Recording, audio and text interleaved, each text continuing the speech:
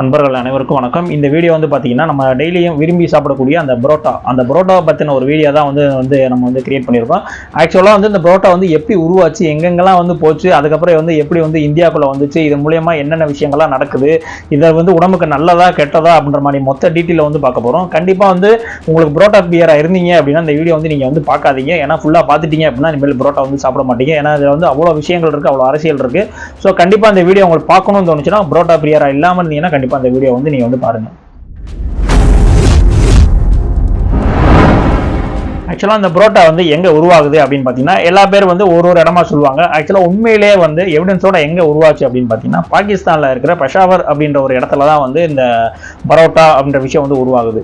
ஆரம்ப காலகட்டத்தில் அந்த பரோட்டா எப்படி பண்ணுறாங்க அப்படின்னு பார்த்தீங்கன்னா பியூர் கோதுமை ப்ளஸ் நெய் இதை ரெண்டும் கலந்து வச்சு தான் இந்த பரோட்டா அப்படின்ற விஷயம் யூஸ் பண்ணுறாங்க. ஆனால் அங்கே எதுக்கு யூஸ் பண்ணுறாங்க அப்படின்னு பார்த்தீங்கன்னா குதிரைகளுக்கு கொடுக்குறதுக்காக தான் இந்த பரோட்டா அப்படின்ற விஷயம் யூஸ் பண்ணியிருக்காங்க. அந்த கோதுமை மாவை போட்டு அதில் நெய் மூலியமாக பிசைஞ்சு அதை உருண்டை திரட்டி குதிரைக்கு ஊட்டியிருக்காங்க. ஸோ இதன் மூலியமாக குதிரை ஹெல்த்தியாகவும் இருக்குது, ரொம்ப நேரம் அது ஆக்டிவாக இருக்குது அப்படின்ற ஒரு விஷயத்தை ஃபாலோ பண்ணியிருக்காங்க.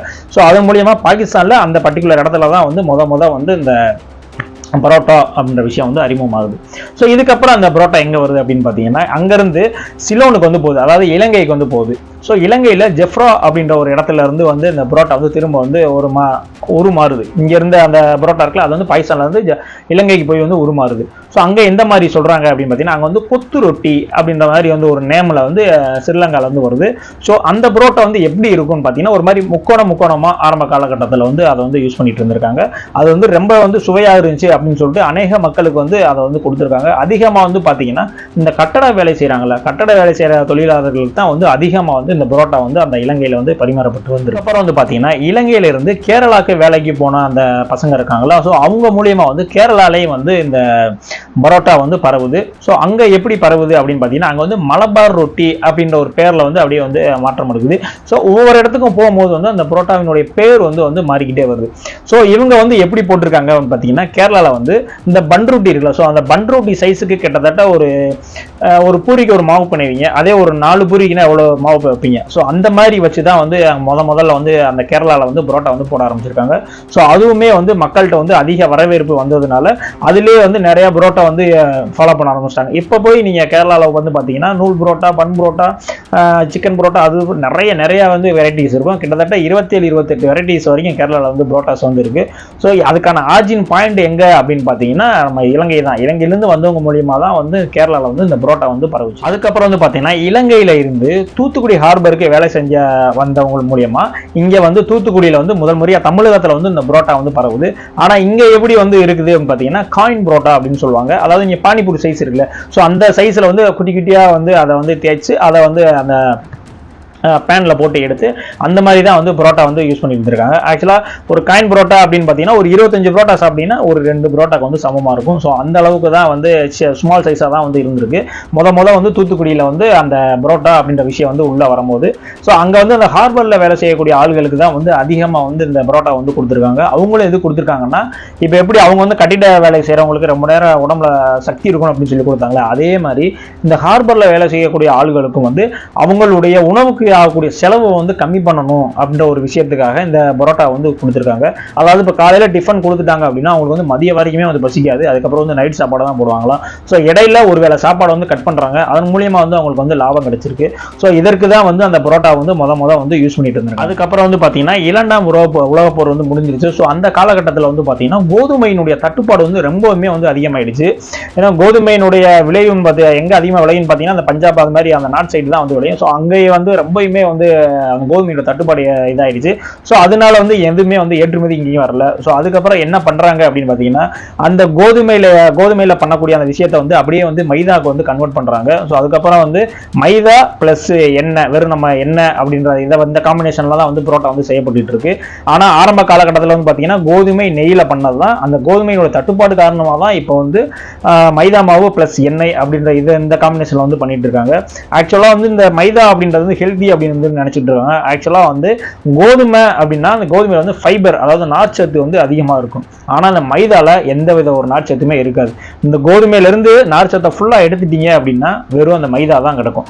ஸோ அந்த எல்லோயிஸ் கலரை வந்து ரொம்பயுமே வந்து வெண்மையா வந்து பார்த்தீங்கன்னா மைதா மாவு பார்த்தீங்கன்னா பழுச்சுன்னு இருக்கும். ஸோ அந்த பழுச்சு கலரை வந்து கொண்டு வர்றதுக்கு வந்து பென்சால் பெராக்சைடு அப்படின்ற மாதிரியான ஒரு கெமிக்கல் வந்து அதில் வந்து கலக்குறாங்க.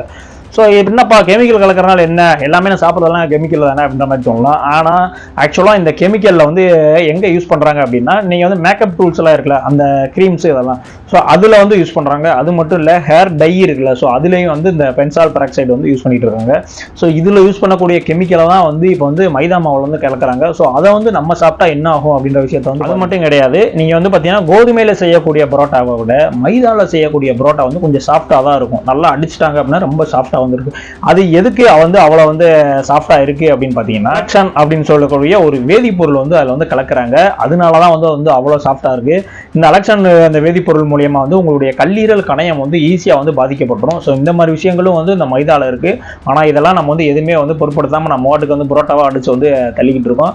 அது மட்டும் கிடையாது, இந்த புரோட்டால இருக்கக்கூடிய சொன்னல பென்சால் பெராக்சைடு அப்படின்னு சொல்லிட்டு, ஸோ இது வந்து உங்களுடைய உடம்புல வந்து சர்க்கரையின் அளவை வந்து ஈஸியா வந்து பிக் பண்ணி விட்டுரும். ஸோ அதனாலதான் வந்து இதனுடைய ஜீரண சக்தி வந்து ரொம்பவுமே வந்து கம்மியா இருக்கும். நீங்க நைட்டு சாப்பிட்டுட்டீங்க அப்படின்னா சில பேருக்கு வந்து 12 மணி 1 மணி வரைக்கும் செரிமானம் நெஞ்சுக்குள்ளேயே இருக்கும். ஸோ அதுக்கான விஷயம் வந்து இதனாலதான், இந்த கெமிக்கல்லாம் இருக்கனாலதான் வந்து அது வந்து அவ்வளவு தூரம் வந்து பிரச்சனை ஏற்படுத்துது.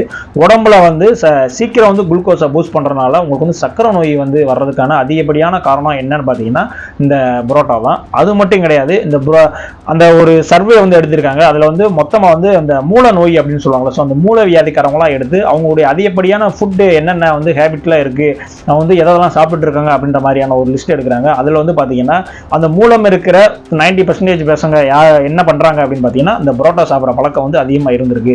ஸோ இந்த புரோட்டா மூலியமா தான் வந்து மூலம் அப்படின்ற விஷயம் வந்து அதிகமா பரவிட்டு இருக்கு. இந்த விஷயம் வந்து மேக்சிமம் வந்து யாரும் சொல்லியிருக்க மாட்டாங்க. ஏன்னா எல்லாமே சக்கரை நோய் அப்படின்ற விஷயத்தை மட்டும் தான் டார்கெட் பண்ணியிருப்பாங்க. ஏன் மூலம் வருது அப்படின்னு பாத்தீங்கன்னா, நீங்க புரோட்டா சாப்பிட வந்து உங்களுடைய மலச்சிக்கல் வந்து அதிகமாக ஏற்படும். ஸோ அதனாலேயே வந்து இந்த மூலம் அப்படின்ற விஷயம் வந்து ஏற்பட்டு இருக்கு. ஸோ கண்டிப்பா புரோட்டா அப்படிங்க சாப்பிட்றீங்க அப்படின்னா என்னைக்கா ஒரு நாள் லைட்டா சாப்பிட்டா ஓகே தான். ஆனால் அதுவே வந்து ரெகுலர் ஃபுட்டு நான் வந்து 5, 6, 10, 15 நம்ம பரோட்டா சூரி மாதிரிலாம் சாப்பிடுவேன் அப்படின்ற மாதிரி இருந்துச்சுன்னா கண்டிப்பாக வந்து அதை விட்டுருங்க. ஏன்னா அந்த பரோட்டாவில் வந்து அவ்வளோ வந்து தீங்கான விஷயங்கள்லாம் வந்து இருக்கு கிடையாது. நம்ம மொத்த இந்தியாவில் வந்து பார்த்தீங்கன்னா சாப்பாடு ரைஸ் கோதுமைக்கு அப்புறம் அதிகமாக கன்சியூம் பண்ணக்கூடிய தானியம் என்னன்னு பார்த்தீங்கன்னா ஆக்சுவலாக அந்த மைதா மாவு தான். ஏன்னா இங்கே நான் வந்து நல்லா வந்து யோசிச்சு பாருங்களேன், காலையில் வந்து சில பேர் வந்து பார்த்தீங்கன்னா டிஃபனுக்கு வந்து மைதாவில் செஞ்ச நான் வந்து சாப்பிட்டு போயிடுவானுங்க. திரும்ப மதியம் வந்து ஏதாவது 2 பிஸ்கட் சாப்பிடுன்னு சொல்லிட்டு 2 பிஸ்கட் சாப்பிடுவாங்க. திரும்ப மதியம் வந்து சாப்பாடு சாப்பிட்டுட்டு திரும்ப சாயந்தரம் ஸ்நாக்ஸுக்கு வந்து பிஸ்கட் சாப்பிட்டு, அந்த பிஸ்கட் எல்லாமே மைதா தான். திரும்ப நைட்டு தூங்கும் போது வந்து அந்த புரோட்டா சாப்பிடப்படுது. ஸோ ஓவராலாக ஒரு நாளைக்கு வந்து நீங்கள் எவ்வளோ மைதா வந்து உங்களுக்கே தெரியாமல் கன்சியூம் பண்ணிட்டு இருக்கீங்க அப்படின்ற விஷயம் வந்து நீ பார்க்கணும். ஏன்னா ஓவராலில் வந்து பார்த்தீங்கன்னா அரிசி கோதுமைக்கு அப்புறம் நம்ம அதிகமாக யூஸ் பண்ணக்கூடிய ப்ராடக்ட் என்னன்னு பார்த்தீங்கன்னா இந்த மைதா மாவு தான். இதெல்லாம் வந்து இந்த புரோட்டா வந்து எப்படி சொல்லுவாங்க அப்படின்னு பார்த்தீங்கன்னா ஏழைகளினுடைய பீட்சா அப்படின்ற மாதிரி வந்து ஒரு நேமில் வந்து சொல்லுவாங்க. ஆக்சுவலாக இந்த பீட்சாக்கே வந்து வரி கம்மி தான். ஆனால் இந்த புரோட்டாக்கு வந்து பார்த்தீங்கன்னா சென்ட்ரல் கவர்மெண்ட்டே வந்து 18% எல்லாம் வந்து வரியெல்லாம் போட்டுருந்தாங்க. ஸோ அதை எதிர்த்தே வந்து நிறைய வந்து பிரச்சனைகள் வந்து வந்துச்சு அப்படின்ற விஷயம் வந்து உங்களுக்கு தெரியும். அது மட்டும் கிடையாது, இன்ன வரைக்குமே வந்து குதிரைகளுக்கு அதிகமாக கன்சியூம் பண்ணக்கூடிய ஃபுட்டு என்னன்னு பார்த்தீங்கன்னா இந்த மைதா மாவு தான். ஆரம்பத்தில் சொன்ன மாதிரி அது அதிகமாக வந்து உழைக்கிறதுக்கும் ஹெல்த்தியாக இருக்கிறதுக்கும் வந்து இந்த மைதா மாவு தான் வந்து அதுக்கு வந்து போடப்பட்டுட்டு வருது. என்னப்பா புரோட்டா வந்து பாகிஸ்தானில் இருந்துச்சுன்னா, அதுக்கப்புறம் இலங்கையில் இருந்துச்சு, அதுக்கப்புறம் கேரளா வந்துச்சு, அதுக்கப்புறம் தூத்துக்குடி வந்துச்சு அப்படின்லாம் ரைட்டு. அப்போ நம்ம ஆளுங்க எதுவுமே கண்டுபிடிக்கலையா அப்படின்ற மாதிரி உங்களுக்கு கொஸ்டின் தோணல. நம்ம ஆளுங்க கண்டுபிடிச்சிருக்காங்க. நம்ம ஆளுங்க மதுரை மாவட்டத்தில் இருக்கவங்க எல்லாருமே சேர்ந்து என்ன கண்டுபிடிச்சிருக்காங்கன்னு பார்த்தீங்கன்னா இந்த கொத்து புரோட்டா அப்படின்ற மாதிரியான ஒரு விஷயங்கள் வந்து தான் மதுரையில் தான் வந்து ஃபர்ஸ்ட் இன்ட்ரோ ஆச்சு. ஸோ இதுக்கு பின்னாடி ஒரு சின்ன ஸ்டோரி இருக்கு. எப்படி இந்த கொத்து புரோட்டா உருவாச்சு அப்படின்னு பார்த்தீங்கன்னா, ஆக்சுவலாக புரோட்டா அப்படின்ற ஒரு விஷயம் தான் வந்து ஆரம்பத்தில் ஃபாலோ ஆகிட்டு இருந்திருக்கு. அதிகப்படியாக வந்து ஒரு நாள் அந்த 100 புரோட்டால வந்து பார்த்தீங்கன்னா ஒரு 50 புரோட்டா வித்து போச்சுப்பா, இன்னொரு 50 புரோட்டா விற்கல. ஸோ அந்த புரோட்டா வந்து நாளைக்கு வந்து நீங்கள் வந்து விற்க முடியாது. ஏன் அப்படின்னு பார்த்தீங்கன்னா அந்த புரோட்டாவில் இருக்கக்கூடிய அந்த நீர் சத்து வந்து ஃபுல்லாகவே இறங்கிடும். வெறும் வந்து ஒரு ரொம்ப ஒரு கடுசான ஒரு லப்பர். அதனால வந்து அந்த புரோட்டா வந்து திரும்ப எப்படி யூஸ் பண்ணுறது அப்படின்ற மாதிரியான யோசிச்சு அதுக்கு என்ன பண்ணாங்க அப்படின்னு பார்த்தீங்கன்னா, அந்த புரோட்டாக்கு மேலே சின்ன சின்னதாக வந்து இந்த தக்காளி சிக்கன் இதெல்லாம் மிக்ஸ் பண்ணி கொத்து அப்படின்ற இருக்கு. ஸோ இது வந்து புரோட்டா உருவானதுக்கான அந்த வரலாறு. உங்களுக்கு புரோட்டா பிடிக்கும் அப்படின்னா நீங்க சாப்பிடுங்க, அதுக்கான அளவு இருக்கு. ஒரு புரோட்டா ஒரு நாளைக்கோ அல்லது வாரத்துக்கோ சாப்பிட்றத வந்து உங்களுக்கு வந்து உடம்புக்கு பாதிக்கக்கூடிய ஒரு விஷயம் தான். ஏன்னா அது வந்து டோட்டலி வந்து மைதா மாவு. நிறையா கண்ட்ரிலெலாம் வந்து பார்த்தீங்கன்னா இன்னுமே வந்து இந்த யூரோப் கண்ட்ரிலாம் பார்த்தீங்கன்னா மைதா மாவு வந்து பேன் பண்ணி தான் வச்சிருக்காங்க. நம்ம நாட்டில் மட்டும்தான் இன்னுமே வந்து லீகலாக இருக்குது. ஸோ என்னதான் வந்து நம்மளுக்கு புரோட்டா பிடிக்கும் அப்படின்னாலும் இந்த விஷயம் வந்து ஒரு தப்பான விஷயம் தான். அடுத்த சீசனுக்கு வந்து இந்த புரோட்டா இந்த மைதா மாவு அப்படின்ற விஷயத்தையே வந்து கொண்டு போகாதீங்க அப்படின்றதுக்காக தான் இந்த வீடியோ வந்து மெயினாக போட்டிருக்கு. இந்த வீடியோ பார்த்துட்டு யாராருக்கெல்லாம் புரோட்டா ரொம்ப பிடிக்குமோ அவங்களுக்குலாம் வந்து இந்த விஷயத்தை வந்து சொல்லி வந்து நீங்கள் வந்து புரிய வைங்க. ஓகே, இதே மாதிரியான அடுத்த ஒரு வீடியோவில் வந்து உங்களை சந்திக்கிறேன். நன்றி.